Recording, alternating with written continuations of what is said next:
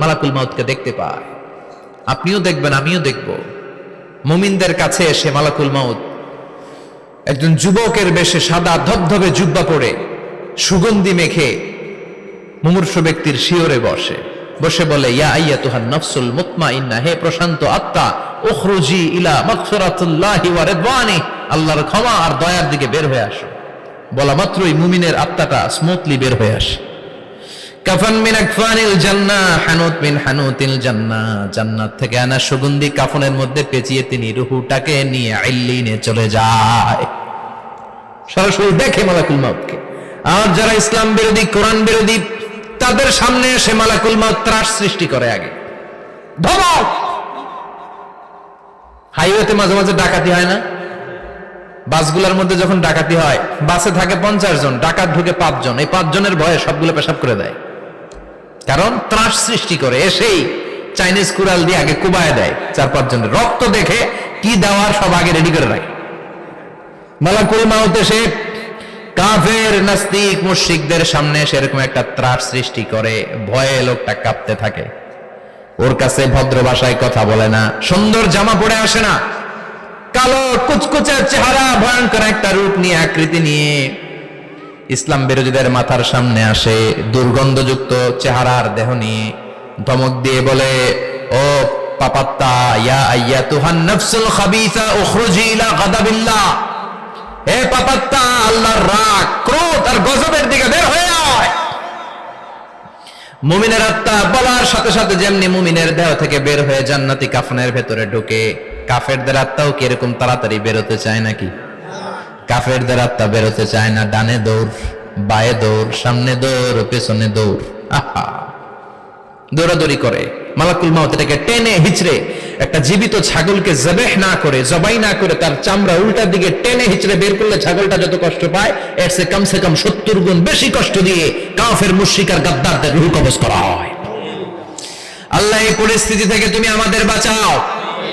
মুমিনদের রূহ যেমনি কবজ হয়, ওইভাবে রূহ কবজের ব্যবস্থা করে দিও। ইমানের মৃত্যু নসিব করে দিও, শাহিদি মৃত্যু নসিব করে দিও। আমাকে শহীদ করে সেই মিছিলে শামিল করে নিও, যে মিছিলের নেতা মীর হামজা, খোবায়েবে খাব্বাব, আল্লাহর কাছে ছিল অতি প্রিয়, শামিল করে নিও। আমাকে শহীদ করে সেই মিছিলে শামিল করে নিও। পড়েন আমিন। আর জোরে পড়েন আমিন। তার মানে বিমান দুর্ঘটনায় হোক, কিংবা লঞ্চ ডুবিতে হোক, কিংবা আগুনে পড়ে হোক, কিংবা আত্মঘাতী হামলায় হোক, যে যেখানেই মারা যায়, কবরের 3টা প্রশ্ন তার জন্য আছে না নাই? ইসলাম বিরোধীদের জন্য প্রশ্ন 3টা, আপনারা যারা মুমিন তাদের জন্য 4টা, আপনাদের জন্য একটা বেশি। আলহামদুলিল্লাহ কোন? কবরে এসে প্রথম প্রশ্ন করবে, মুনকার নাকির যখন চলে আসবে, 40 কদম যখন আত্মীয় স্বজনরা লাশটাকে কবরের মধ্যে দিয়ে 40 কদম চলে যায়, তখনই ফেরেশতা চলে আসে। আহা, শেষ, সব শেষ। এসেই পরীক্ষা শুরু। মার রব্বুক, তোর রবের নাম কি? চিল্লায় বলেন, আমাদের রবের নাম কি? আমরা বলবো রব্বি আল্লাহ, আল্লাহ আমারে রব। দমে দমে তনু মনে তারি অনুভব। পড়েন, আল্লাহ আমারে রব। তোমার দুনিয়াতে আমি যেদিকে তাকাই, অথই নিয়ামতে ডুবে আছি সবাই। পাখপাখালির গানে শুনি তসবিহ কল রব, তসবিহ কল রব, আল্লাহ আমারে রব। প্রথম প্রশ্ন, তোমার রব কে? আমরা বলবো আমাদের রব আল্লাহ। দ্বিতীয় প্রশ্ন, ওমা দীনুক, তোমার ধর্মের নাম কি? আমরা কি বলবো? তৃতীয় প্রশ্ন, বিশ্বনবীর চেহারা দেখিয়ে বলা হবে, আতারিফু হাদার রাজুল, এই লোকটারে চিনো নাকি? আমরা বলবো চিনি, আমাদের প্রাণের নবী, ঠিক কি না? চাঁদের চেয়ে সুন্দর তুমি নবী আমার কমলিহিওয়ালা, দু জাহানের বাদশাহ তুমি প্যারা নবী সাল্লে আলা, চাঁদের চেয়ে সুন্দর তুমি নবী আমার কমলিহিওয়ালা, ঠিক কি না? তিনটা প্রশ্নের যথাযথ উত্তর যখন দিয়ে দিলেন, আপনার জন্য অতিরিক্ত আরেকটা প্রশ্ন করা হবে, ওয়ামা ইলমুক, তোমার নলেজ কি?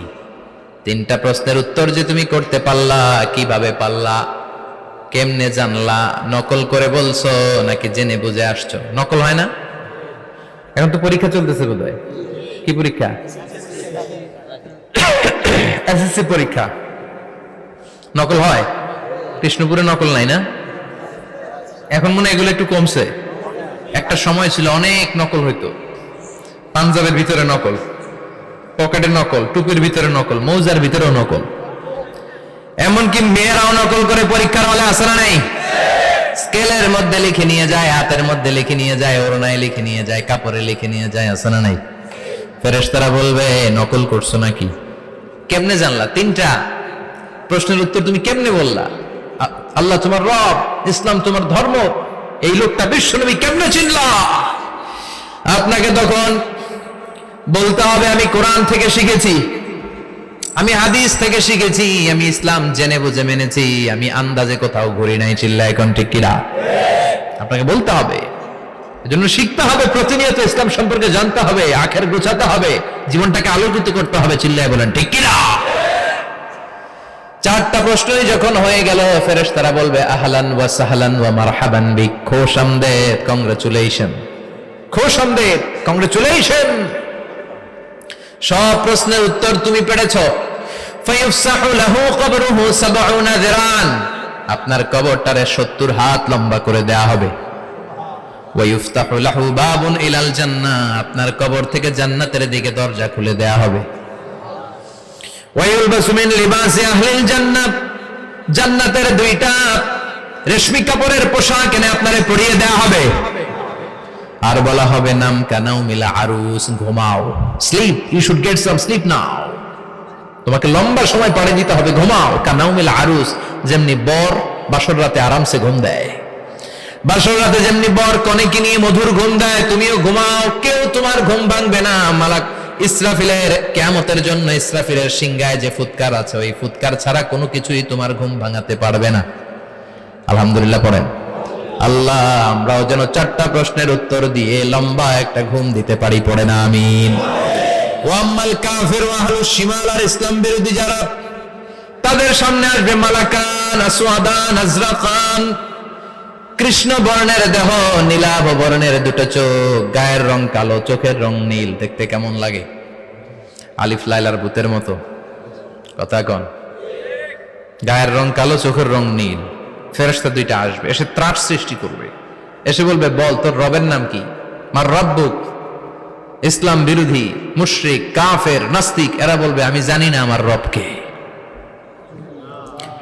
আমি জানি না, আমি তো আজীবন শুধু চেয়ার করেছি, মদ খেয়েছি, আমি ধর্ষণে সেঞ্চুরি করেছি দুনিয়ার বুকে, আমি টেন্ডারবাজি করেছি, চাঁদাবাজি করেছি, আমি মাস্তানি করেছি, আমার দাপটে এলাকার ইসলাম প্রিয়রা বাসায় ঘুমাতে পারে না।